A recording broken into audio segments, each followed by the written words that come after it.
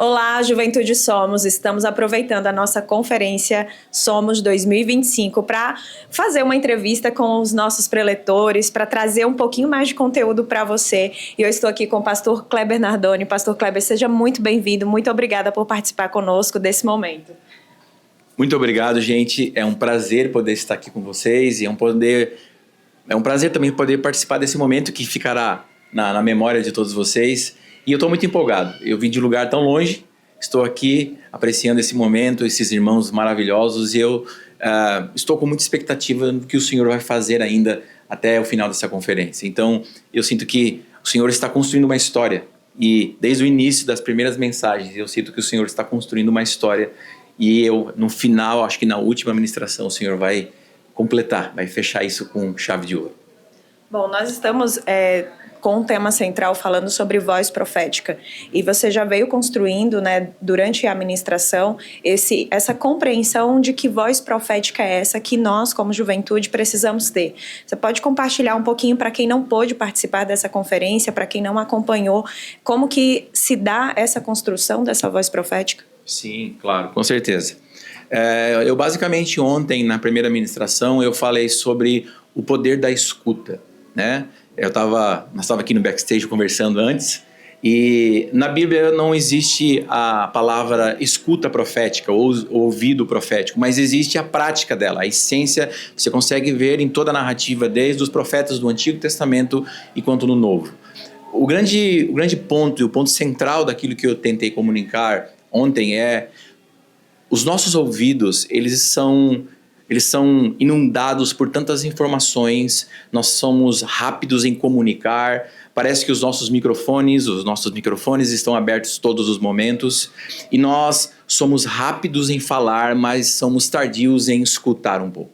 Então, toda a história da narrativa bíblica é de homens e mulheres que escutaram o Senhor primeiramente e depois se moveram. Você pode olhar a história de Abraão, Moisés, Isaac, Davi, os profetas Jeremias, profeta Samuel, todos os homens da Bíblia foram homens que tiveram o ouvido sensível. Por quê? Porque buscaram do Senhor primeiramente entender o que o Senhor realmente queria. Então, o que eu falei ontem é, juventude do Brasil, dessa cidade, nós precisamos voltar os nossos ouvidos a ouvir o Senhor através da leitura bíblica, através da oração e construir isso de uma maneira saudável. Porque falar e escutar o Senhor, a gente escuta um pregador, mas não é só isso não é suficiente.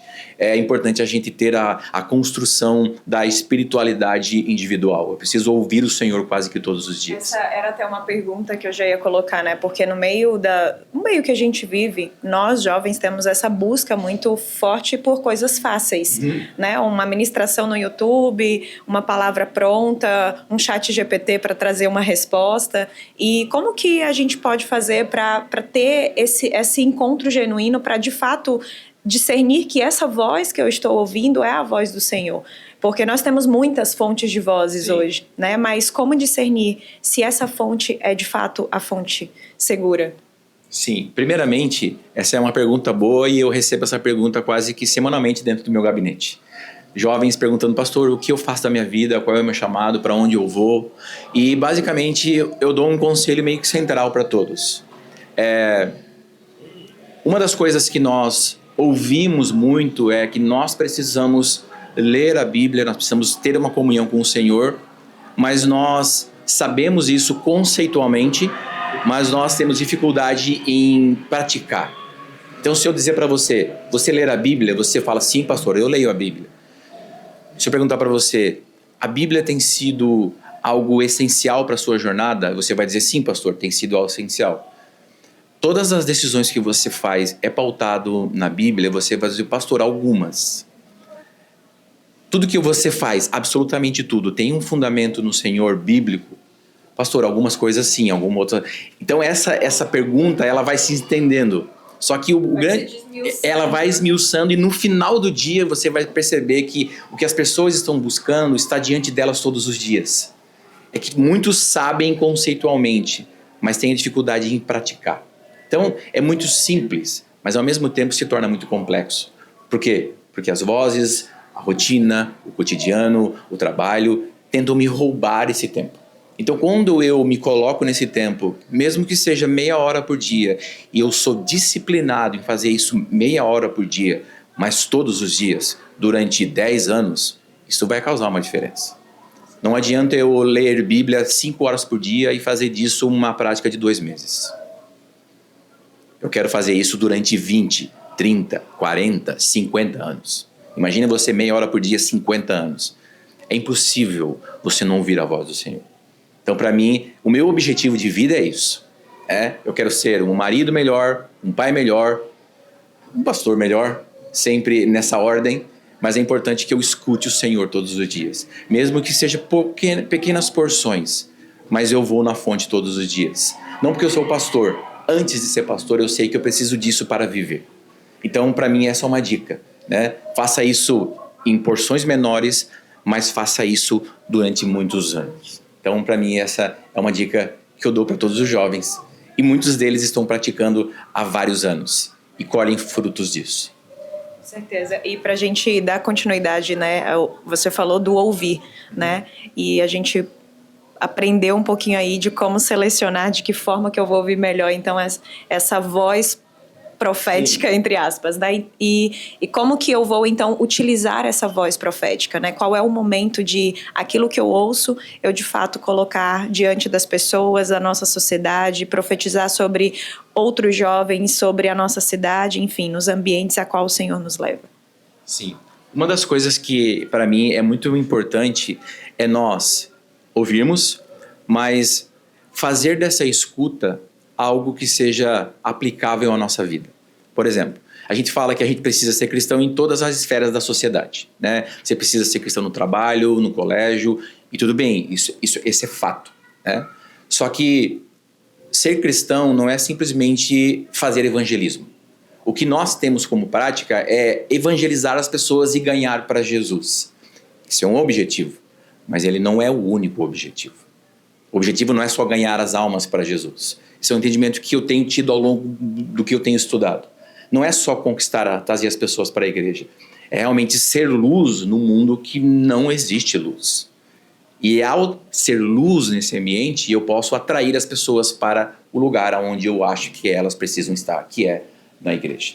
Então, quando eu tento fazer esse tipo de proselitismo, arranco a pessoa de uma crença e trago para outra, a chance disso não ser tão frutífero é muito grande. Mas quando eu sou lá no trabalho onde eu e você trabalhamos juntos, e você sendo uma não cristã, por exemplo, você vai olhar para a minha vida não pelos versículos que eu coloco na minha bio do Instagram. Você vai conhecer o Kleber do cotidiano, que diante de uma nota que eu preciso tirar ela por inteiro e não pela metade para sonegar o imposto, você vai dizer, esse cara, ele pagou com um risco. Ele pode perder o emprego por isso. Essa ética, essa prática, é aqui que nós vamos ser luz, né? Tiago capítulo 5, versículo 16 vai dizer que para que vejam as vossas boas obras e glorifique o vosso Pai que está no céu. Boas obras não é só cuidar de necessitado e entregar a cesta básica. Boas obras significa todas as boas obras, inclusive o nosso testemunho. Então, para mim, é muito mais real e frutífero eu viver essa realidade no mundo onde eu estou inserido e não somente tentar fazer evangelismo. Porque muitas vezes o evangelismo que você vai falar não é pregando versículos, mas é exatamente tendo uma vida que representa o versículo que você um dia irá proclamar. Ser, de fato, um representante de Cristo. Exatamente. Né? Viver na prática e, através dessa vivência na prática, ser essa voz profética. Exatamente, é isso? Exatamente. Porque como você vai profetizar sobre um Deus que vai redimir todas as coisas se você não é um agente de redenção? Para mim, esse é o grande ponto de interrogação, né? A pergunta é, quero ser uma voz profética? É uma voz que comunica para um fim. Qual é o fim? O fim é que naquele grande dia o Senhor irá restaurar todas as coisas. O Senhor irá redimir todas as coisas. Então, se o meu Senhor, o meu irmão mais velho, Jesus, aquele que salvou a minha vida, que me tirou do império das trevas, nos transportou para o reino do Filho do seu amor, aquele que me ama incondicionalmente, aquele que morreu na cruz, esse homem é o redentor de todas as coisas, como você falou, eu ser um representante de Cristo, eu preciso ser um agente de redenção. Então, quando eu estou na rua, eu nunca, é um exemplo básico, eu nunca posso tratar com parcialidade, seja uma pessoa que vende algo no trânsito ou uma pessoa que está dentro de um carro importado, por exemplo. A minha mente não pode conceber parcialidade. Então, é nessas práticas que eu consigo colocar a minha vida. Então, esse é o objetivo que eu tento viver. E é uma das práticas que eu tento ensinar para as pessoas que caminham comigo. E da mesma forma que o ouvir, não dá para ouvir 5 horas por dia durante 2 meses, o ser profético, ser essa voz profética, também é algo que eu acredito que a gente pode ir construindo. Exatamente. Porque hoje nós temos esse mundo, né, que de certa forma nos oprime, nos impede muitas vezes pela própria sociedade, pela própria visão de mundo que nós temos, de que eu me comportar dessa forma pode ser prejudicial naquilo, pode ser prejudicial nisso, mas eu acredito que aos poucos, né, eu não preciso mudar tudo em um único dia, mas se eu tiver essa consciência de dia após dia ir me analisando, ir me observando e mudando o meu comportamento, eu consigo ser essa voz profética em todos os ambientes, em todo o tempo. Exatamente. E você falou algo importante, é que nos é vendido uma certa ideia que você precisa vir para um lugar e a sua vida do dia para a noite será transformada. Né? Muita promessa é feita, vem para Jesus que a sua vida vai melhorar. Não necessariamente. Se você abraçar o Evangelho de Cristo, é um evangelho que é rejeitado por todos que estão lá fora. Então, você sempre terá uma resistência. Mas é importante a gente entender que quanto mais eu pratico isso na minha vida, eu preciso entender que essa verdade, ela precisa ser formada comigo, em mim, ao longo do tempo. Porque como o apóstolo Paulo sempre disse, nós estamos sendo formados à imagem de Cristo. Se nós estamos sendo formados, isso significa que não chegou no fim ainda. Nós estamos sendo formados. Então, eu não posso exigir de você que do dia para a noite você abandone os seus pecados e eu abandono os meus pecados completamente. É impossível você fazer isso do dia para a noite. Claro que você precisa escolher o caminho da luz, mas a nossa vida não é transformada do dia para a noite. Existe o processo que nós chamamos de santificação. E é esse processo que nós estamos vivendo como igreja. Esse é o ponto. Eu não consigo viver do dia para a noite, mas eu preciso ter a consciência que dia após dia eu preciso buscar essa vida, me parecer com Cristo em todos os momentos. Ótimo. Muito obrigada, Pastor Kleber. E antes de terminar esse momento, eu gostaria que você deixasse, em vez de uma resposta para essa geração, uma pergunta que fizesse com que a gente refletisse sobre o nosso lugar, quem nós somos ou em que posição, sei lá, estamos dentro dessa conversa que nós tivemos. A pergunta que eu quero fazer para você